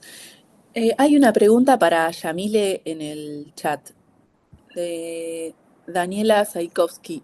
Dice, Yamila se podría extender en dar casos o situaciones sobre prácticas y normativas privatizadoras en la universidad, como dijo, fruto de la extorsión a partir del ajuste presupuestario. Sí, bueno, pienso ahora inmediatamente en dos. Hay una cosa que está pasando, que es lo que mencioné de el uso de las nuevas tecnologías, ¿no? Em, Sin que esto implique una posición anti-tecnologías, pero está pasando algo que pasó en pandemia, ¿no? Que es que, bueno, tomamos eso para dar respuesta a una situación de apremio financiero, ¿no? Lo conversábamos antes de empezar el panel, ¿no? El, eh, eh, el estudiante que dice que no se puede tomar el micro, el docente que no llega a la clase, ¿no? Que se le hace muy caro ir todas las clases, los estudiantes que tienen que dejar sus alquileres y todo lo demás. Entonces, eso hace que a veces hay arreglos que son institucionales y a veces son arreglos que son mano a mano, que son comprensibles, por supuesto, porque el problema está y se intenta darle una respuesta. El problema con eso es que de no mediar por lo menos una reflexión sobre qué implica la incorporación de esas tecnologías, em, y cuál sería la respuesta adecuada, lo que estamos haciendo es tomar una tecnología comercial, ¿no? que además no es adecuada para el desarrollo del trabajo docente, como estábamos en pandemia, ¿no? Sin saber cómo apropiarnos de esas tecnologías para que no terminen siendo contrarias a nuestros objetivos pedagógicos, y en un contexto donde además sigue habiendo brecha digital en nuestro país y se va a agravar, ¿no? Entonces, lo que se empieza a generar dentro de las instituciones es un circuito para pobres y un circuito para los que pueden, ¿no? Uno para los hundidos, otro para los salvados. Em, Esa segmentación es lo que provoca la lógica del mercado dentro de las instituciones públicas y le da además ingreso bueno, a un conjunto de empresas, que lo que quieren es hacer su negocio. Eso, no sé, hoy circuló que el capital humano aprobó el sistema de créditos para las universidades. Bueno, el sistema de créditos igual no es un invento del Ministerio de Capital Humano, eso es una propuesta que vino del propio sistema universitario sin que mediara ningún debate con la propia comunidad universitaria y en particular con las y los docentes, ¿no? Que ahora parece que tenemos que afrontar una reorganización del mundo académico, que es al mismo tiempo una reorganización de nuestro trabajo, donde lo que nos dicen es que la organización curricular va a estar centrada en el estudiante, ¿no? Dándole mayor libertad, ¿no? Está en todo el discurso del gobierno habla de libertad, no habla de igualdad en ningún momento, ¿eh? ¿No? Y habilitando ahí hay como un proceso digo, para hablar ahora de un caso que viene con normativa, ¿no? De desregulación del mundo académico y de la organización del trabajo académico, que va a tener consecuencias. Y esas cuestiones me parece que dan cuenta de que hay cosas que están pasando en este momento, ¿no? Pero que cabalgan sobre nuestros propios déficits, sobre las cuestiones que no hemos debatido en condiciones democráticas en nuestras propias instituciones, eh, eh, frente a las cuales no hemos podido generar alternativas, porque efectivamente seguro que hay que discutir si la estructura rígida de la tradicional, primero hay que discutir si eso es lo que prima en el sistema universitario hoy efectivamente, pero incluso si fuera, porque no es igual en todas las universidades, pero bueno, es posible que haya que discutir esas cuestiones, pero eso que estamos discutiendo es la agenda del mercado impulsada por el Banco Mundial, no hay nada nuevo ahí, ¿no? Ya lo estábamos discutiendo en la época del macrismo y ahora acaba de aprobarse, ¿no? Entonces, bueno, ahora vamos a analizar, vamos a discutir bien qué impactos tiene eso, pero esas cosas están pasando también bueno, como em, respuestas a la crisis, ¿no? Que intentan, bueno, componer alguna clase de situación de normalidad a costa bueno, de asumir las premisas del enemigo, para decirlo fuerte. Sí, yo pensaba también por ahí hasta que el ajuste en los salarios tan brutal también es una tendencia a eso, a esa privatización, porque es a generar que el sector privado se convierta eh, en un lugar atractivo para docentes o para buenos docentes, digo buenos docentes en el sentido con currículum, con trayectoria, lo mismo que en investigación, ¿no? Esta migración hacia el sector privado, dejando tanto a CONICET como a las universidades eh, nada, menos fortalecidas.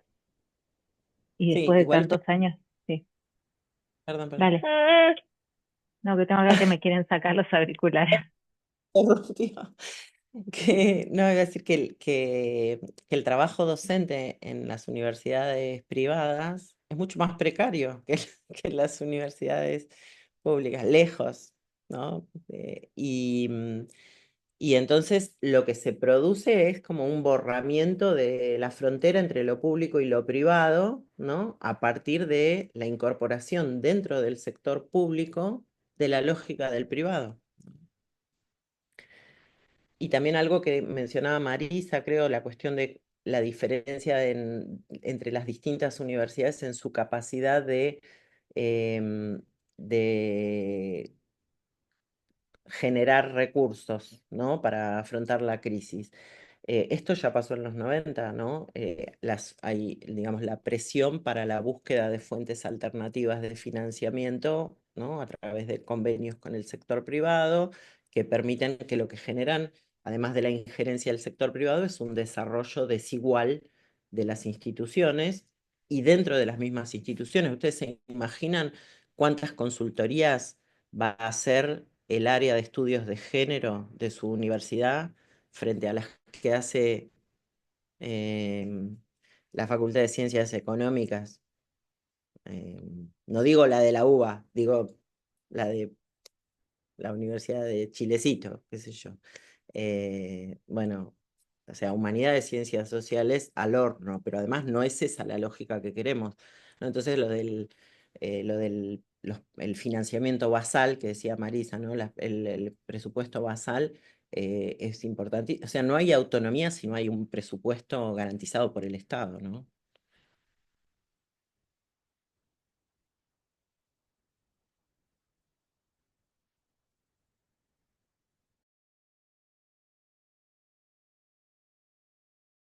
No, y yo pensaba en dos cosas para sumar, yo sigo sumando, pero una, como el contexto internacional, que es una cosa que yo tenía en mis notitas iniciales y entre, para no monopolizar o no, para dejar, no, porque también eso también lo estamos observando o también está circulando también ese énfasis de, bueno, digamos, el ataque en otros países, ¿no?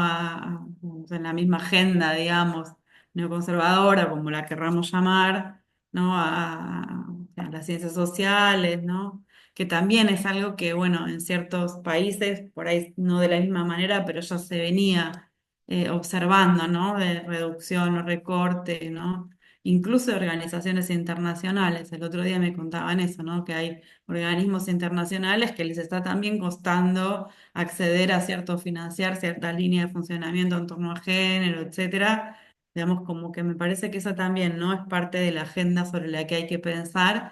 Y la otra cuestión en relación a esto de la migración al ámbito privado y que donde, como bien mencionabas vos, en general, incluso los salarios son más críticos, son más y pensaba en realidad en como cierta digamos, desigualdad que se produce también y el acceso a distintos, no, porque bueno, en el ámbito privado no es lo mismo determinadas universidades donde los sueldos sí son importantes y entonces a quiénes acceden a eso y cómo se va como cierta reproducción de esas ¿no? Que en realidad es invertir ¿no? O sea, la inversión en una carrera en determinados ámbitos, que en realidad es la inversión como un poco medio, ¿no? Comprar, como en Estados Unidos suele pasar, ¿no? Comprar el acceso a cierto, digamos, título que en realidad lo que me habilita después es cierto acceso a cierto circuito, ¿no? Y que eso reproduce relaciones de desigualdad porque bueno, que tiene que ver un poco con lo que traía Florencia al principio, bueno, de pensarnos como clase digamos, nosotras y también a quienes estamos formando, digamos, ¿no? Y como eso, bueno, circuitos que se van reproduciendo de acceso a ciertos formación que después son los que también acceden a ciertos puestos o a ciertos... Pensaba en esas dos cosas mientras les escucho.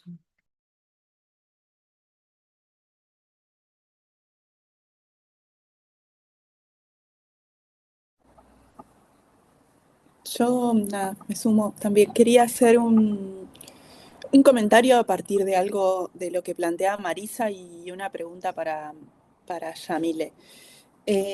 Bueno, las tres presentaciones me parecieron súper interesantes y también como contrapunto, ¿no? De diferentes miradas ahí, generaciones y lugares desde donde mirar, inclusive la cuestión de disciplinar.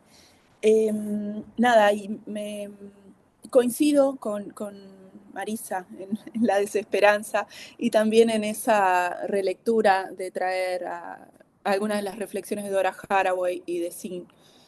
Pero también me pasa, sobre todo leyendo a Sin, que el escenario que ella describe es sumamente desolador, ¿no? Porque es como un abrazo a la precariedad y a la desesperanza. Y generalmente cuando la leo me parece que está buenísimo, pero también nada, todavía sigo como tratando de resistir y pensando que es posible volver a algunas otras lógicas. Eh, y pensaba también en algo de tus propuestas que decías, bueno, no vamos a poder volver a reconstruir, y en eso coincido, ¿no?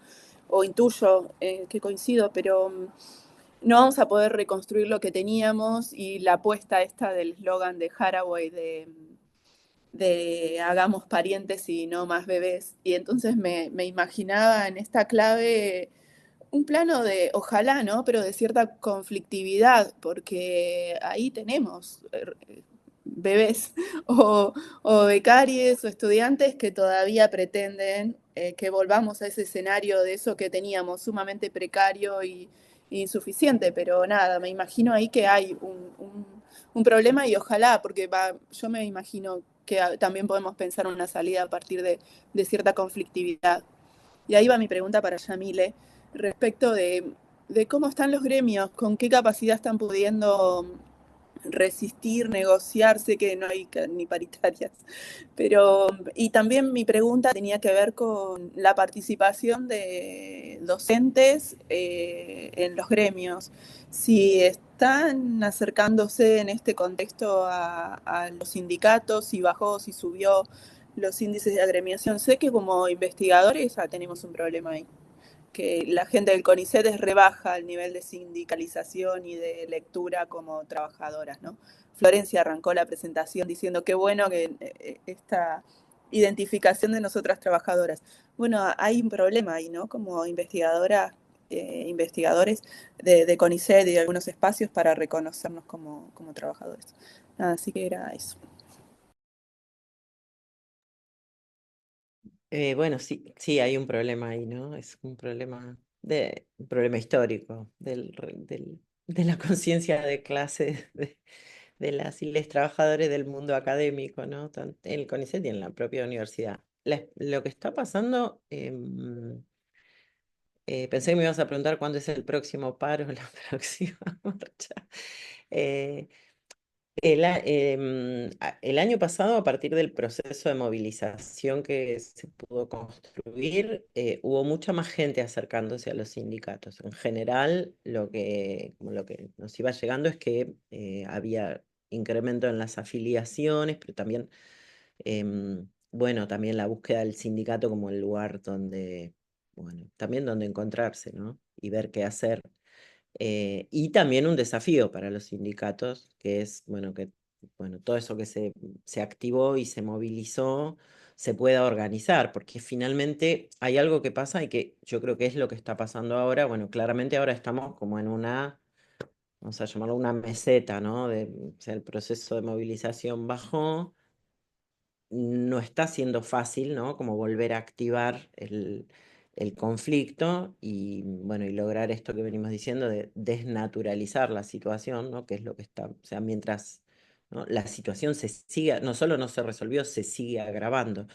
Em, yo creo que ahí hay, bueno, los procesos de movilización nunca son lineales, está claro, digamos, tienen sus ciclos, pero también hay un problema que tiene que ver con la construcción de una perspectiva política, y es que digamos, un estado de conflicto alto que no encuentra respuesta en lo inmediato, em, o se frustra o se inscribe en una perspectiva política más amplia, que es lo que yo creo que tenemos que lograr, que es que si alguien espera que después del próximo paro tengamos una paritaria que nos resuelva lo que perdimos de salario, se está equivocando, no está entendiendo qué es lo que está pasando. Por eso yo empezaba mi presentación tratando de situar lo que pasa en la universidad en el marco de lo que representa el proyecto general, porque no hay solución a la cuestión universitaria mientras ese proyecto esté en marcha, y ese proyecto no lo vamos a derrotar solo desde la universidad o desde el sistema científico-tecnológico. Entonces, como politizar la comprensión de la situación también es necesario para que no se, bueno, para que la gente no se quiebre, ¿no? No se frustre, no piense que, bueno, que se entienda que esto funciona así, y también asuma con mayor claridad la necesaria solidaridad de la lucha universitaria y del sector científico-tecnológico con el conjunto de la lucha popular, que también tiene sus propias dificultades, ¿no? Y yo creo que eso actúa como, o sea, ese es un desafío que tenemos, ¿no? Porque esa frustración desmoviliza. Entonces, bueno, la gente dice, ¿por qué voy a hacer paro si no vamos a tener? La verdad, no vamos a tener paritaria. Cuando empezó el gobierno de Milei, dijimos, la paritaria está en la calle, ¿no? Que era bueno, una forma que entendíamos bastante clara de entender que no se iba a resolver en una oficina de ese ministerio. Y mucho menos ahora ni siquiera están haciendo la mímica de una paritaria, ¿no? El año pasado las paritarias, o sea, se convocó a reuniones donde no había lugar para ninguna clase de negociación y había una imposición unilateral. Ahora ni siquiera convocan a la reunión. Entonces, ni siquiera podemos ir a decirles en la cara, ustedes son horribles. Entonces, y ya no les importa. Entonces ahí, bueno, ahora estamos planteando nuevamente, bueno, también hay dificultades para sostener, hay como una cosa un poco ambigua en relación a las medidas de fuerza, ¿no? Como también bueno, creo que también hay una presión fuerte sobre las y los docentes, ¿no? Respecto de no abandonarlos el lugar de trabajo, no abandonar a los estudiantes y demás, que es riesgosa, porque también eso, si aceptamos eso sin más, bueno, vamos a seguir trabajando con salarios cada vez más pobres, ¿no? Y la universidad va a seguir funcionando en esa situación de deterioro. Em, pero bueno, estamos tratando de volver a construir la voluntad de movilización que supere el trauma del millón de personas, porque está como la idea de que si no volvemos a juntar un millón de personas no podemos salir a la calle porque es un papelón, pero bueno, la vida es así, hay que volver a salir y volver a juntar, y bueno, y si no somos un millón, no importa, hay que salir. Entonces, bueno, es parte de lo que está dando vueltas. Gracias. Victoria había levantado la mano. Y después Sí, hola, ¿qué tal? ¿Cómo están? Muchas gracias por las intervenciones, me parecieron todas muy enriquecedoras. Me interesaba hacer un pequeño aporte en relación a esto que surgió vinculados con las nuevas modalidades de precarización, particularmente a partir de la experiencia que yo tengo como docente de una carrera muy masiva, que es la carrera de abogacía en una universidad del interior, la Universidad del Litoral, donde en los últimos años se dio como un doble proceso. Por un lado, avances muy interesantes en cuanto a la cuestión de género, porque hubo una reforma del plan de estudios que incorporó la transversalización del enfoque de género. Imagínense eso, en una facultad de Derecho es una cosa prácticamente revolucionaria. Eso por un lado, pero también en el último tiempo, y diría desde la pandemia, por eso me interesaba también recuperar esta cuestión que planteaban en relación a aquello que venimos heredando de la pandemia, también una creciente precarización en las condiciones de trabajo de las y los docentes, y también una precarización en las condiciones de la enseñanza en general y en la situación de los estudiantes. Entonces, está como esa cuestión, o aparece como muy paradójico, que por un lado hay avances en relación a la cuestión de género, en esto de la reforma del plan de estudios, se generaron espacios de discusión, pero al mismo tiempo, por ejemplo, yo que laburo en una materia de ciencias sociales, sociología y sociología del derecho, bueno, se redujo la carga horaria de las materias en ciencias sociales, y este último año apareció como una cuestión novedosa, a solicitud de los estudiantes, comprimir las clases en un solo día. Nosotros siempre dábamos la materia en 2 días, con determinada carga horaria, 2 horas y 2 horas. Y bueno, y ahora, a pedido de los estudiantes, y acá también aprovecho para introducir una cuestión de que también estoy percibiendo, no sé si la lectura es correcta, pero sí es como cierta lógica clientelar en esto de la vinculación entre ciertas gestiones de la universidad y el movimiento estudiantil, en esta cierta urgencia en satisfacer muy rápidamente las demandas de los estudiantes. Una demanda que por otro lado es muy entendible porque el costo del pasaje de Bondi en Santa Fe es muy alto, pero bueno, y eso también se tradujo, es a comprimir las clases en un solo día, y por eso lo traigo como una forma de precarización, en una transformación empobrecedora de la calidad de la enseñanza, de nuestras condiciones bueno, laborales, porque tuvimos que bueno, hacer todos unos reacomodamientos.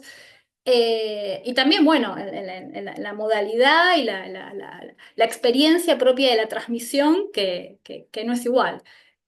Así que eso, me quedaba como esta cuestión que planteaba también María Inés, de en qué tipo de agendas podemos ir construyendo para los futuros encuentros y demás, el relevamiento de estas nuevas formas de precarización en su relación con la coyuntura de la pandemia, en su relación con ciertas lógicas que habría, bueno, que diagnosticar bien, si vienen del mundo del mercado. Hablaban también antes de, bueno, otras formas de privatización, los posgrados en las universidades, por lo menos en las universidades con un perfil profesionalista, hace rato que ya tienen una lógica totalmente mercantil, digamos. Bueno, eso.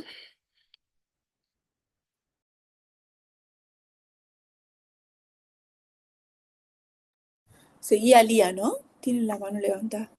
Sí, hola, bueno, buenas tardes. También agradecer mucho este espacio, muy interesantes las intervenciones y querría también como añadir algunas cuestiones en las cuales me he sentido interpelada por las tres expositoras en distintas cuestiones, puntualmente desde una universidad pequeña como es la Universidad de La Pampa, en la cual estas lógicas que planteó, bueno, Marisa, especialmente de la demanda o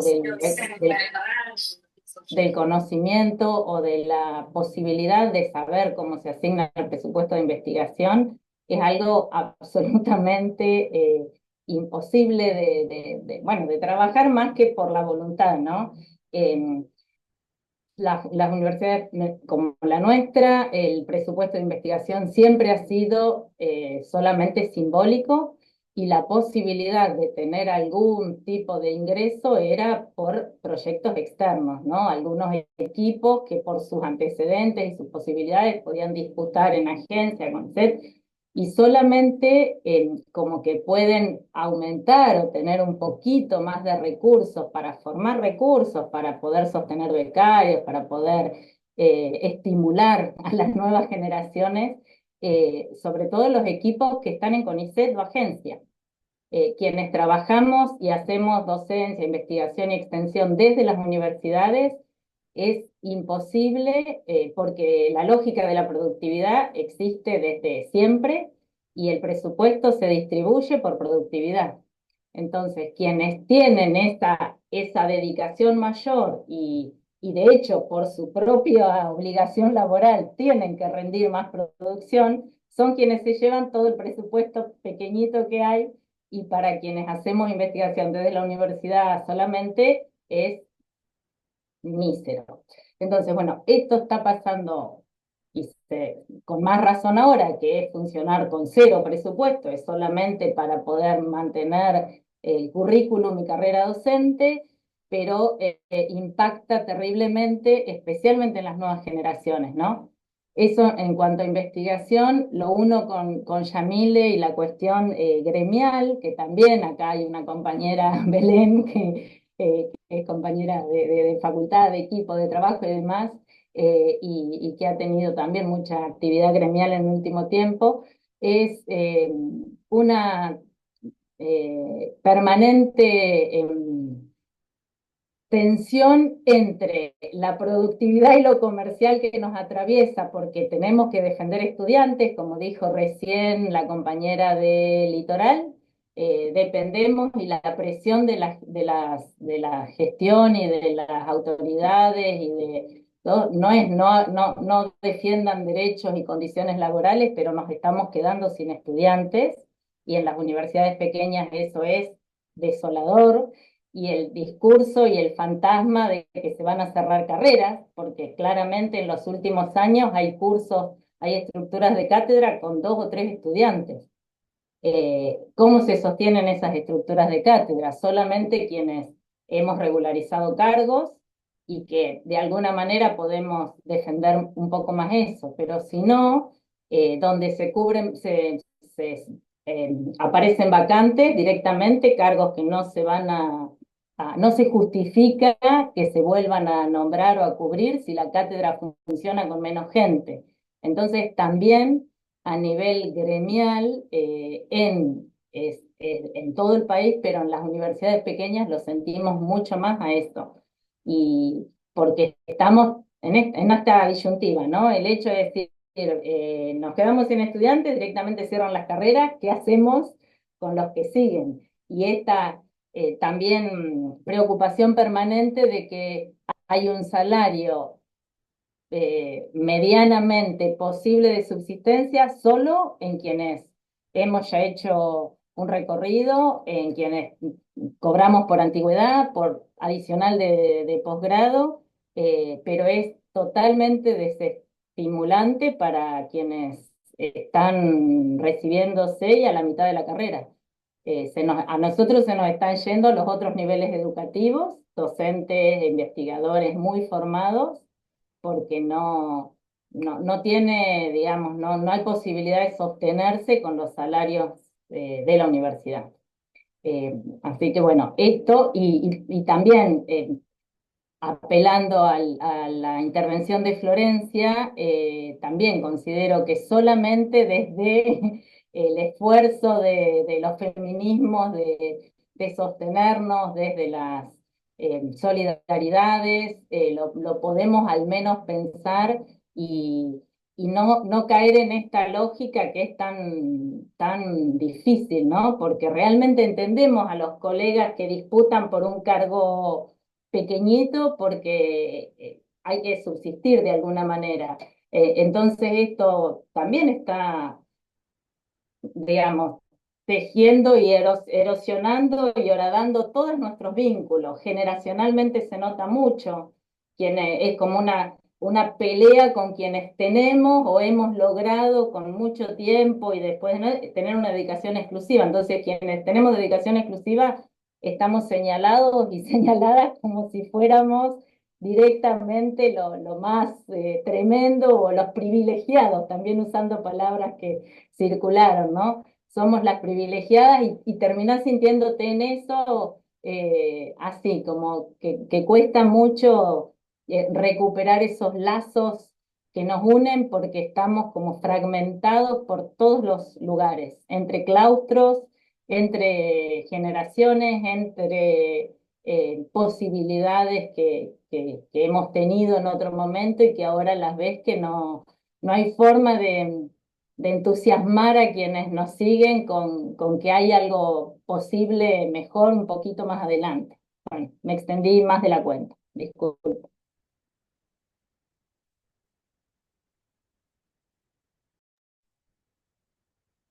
Gracias.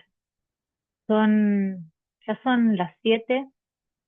Eh, Me parece podemos ir haciendo un cierre si alguien más quiere retomar o hacer algún otro comentario, dar lugar a eso. A mí, bueno, me parecieron muy interesantes. Me parece también, bueno, que me queda pendiente o comentaría, o hablaría o les pediría que comenten también cuál es el rol de las gestiones, de los directivos, de las instituciones ya, de las universidades, ¿no? Porque es como que venimos de un tiempo de donde se puede pensar que hay alguna resistencia, pero ¿qué pasa cuando hayan permeado y hayan quebrado todo eso y estén ya en cargos de rectores, decanos, eh, y en el directorio de CONICET con mucha más fuerza? Entonces, ¿qué va a pasar? ¿Qué pasaría en esos escenarios también? Eh, pero bueno, tenemos como próximo encuentro, fijamos el 13 de mayo, ya voy con eso si María Inés o Victoria quieren decir algo más, pero el próximo encuentro va a ser el 13 de mayo. Eh, Están invitadas para también como oradoras de estos disparadores de la reflexión y de propuestas, Agustina Cepeda, Mariana Palumbo y Alejandra Roca. También desde espacio investigadoras, distintas generaciones, desde la gestión, especialistas en el área de ciencia y técnica, desde los sindicatos, como hacer esa participación heterogénea, diversa que nos interesaba como disparador. Así que, bueno, vamos a volver a circular y formular inscripción y todo eso, pero nos vemos próximamente. Muchas gracias, Marisa, Flor, Florencia y Yamil. Gracias. Y muchas gracias además a todas y a todos también por conectarse y compartir. Claro, las Información es súper bueno. Muchas gracias por el espacio. Gracias. Bueno, hasta la próxima. Chao.